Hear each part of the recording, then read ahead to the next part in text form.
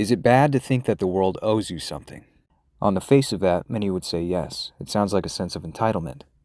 But let's consider the opposite. The opposite belief is that you deserve nothing. I think that many people have been instilled with the belief that they deserve nothing, and they're actually unworthy of having the things they want. Now, suppose that you're one of those people.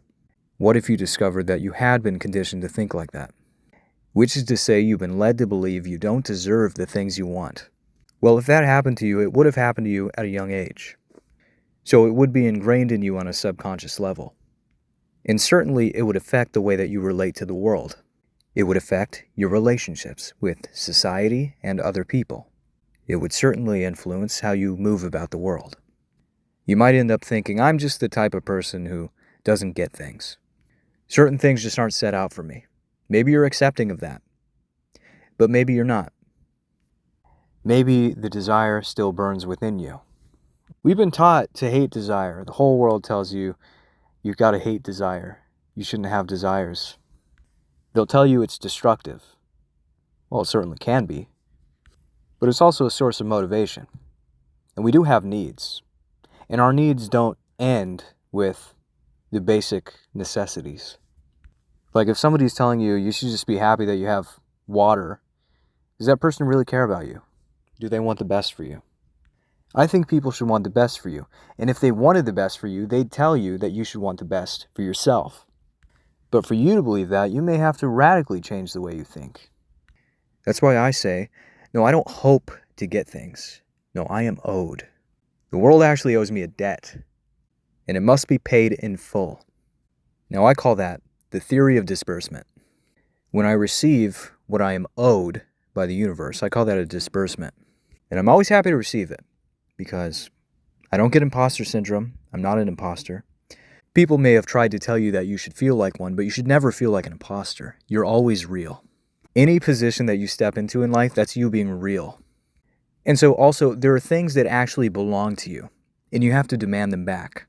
The things that belong to you were actually taken from you. And you have to surround yourself with people that are going to help you get them back. Those are the best kinds of people. Maybe that sounds a little crazy. I think it's actually true. So when you start thinking that the world owes you something, and you have to be confident about it, then you step into your power in a way that you haven't done so before. Because if you're confident, people are going to look at you and say, wow, this person really has something coming to them. And if they like that energy, they're going to want to get on board and help you. But it's not all about influencing the people around you. It's really about thinking deeply about how you relate to the world. Many of us think about the world. We spend a lot of time doing that. Think about ourselves, but we don't think very carefully about how we are relating to it in every moment. If you develop like a keen awareness of that, I think you can start to change your story. So you should be thinking like, I'm supposed to have money, and there's money out there existent in some form. Maybe it's in an account somewhere, and it needs to be transferred to me because it's mine. Maybe it's in the hands of someone else, but it's actually mine. Now, when you frame things that way, it becomes self-fulfilling. Now, that's not to say that you don't go and pursue the debt. It's not going to come to you otherwise.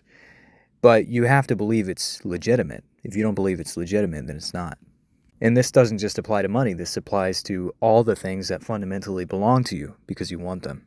So you have to become the type of person that's willing to take what's yours. And not everyone's going to be like that. Not everyone's like that. The thing is, your personal situation cannot be universally applied to other people. It's unique and special to you alone. Because these ideas of like fairness and universality have also been used to kind of like dissuade you from going after the things you want. So a lot of times it's better to dispense with those ideas. We have to treat people with dignity and respect, but we cannot pretend that life is going to be fair. If it were fair, you'd already have what's yours. You'd already possess everything that you deserve, but you don't.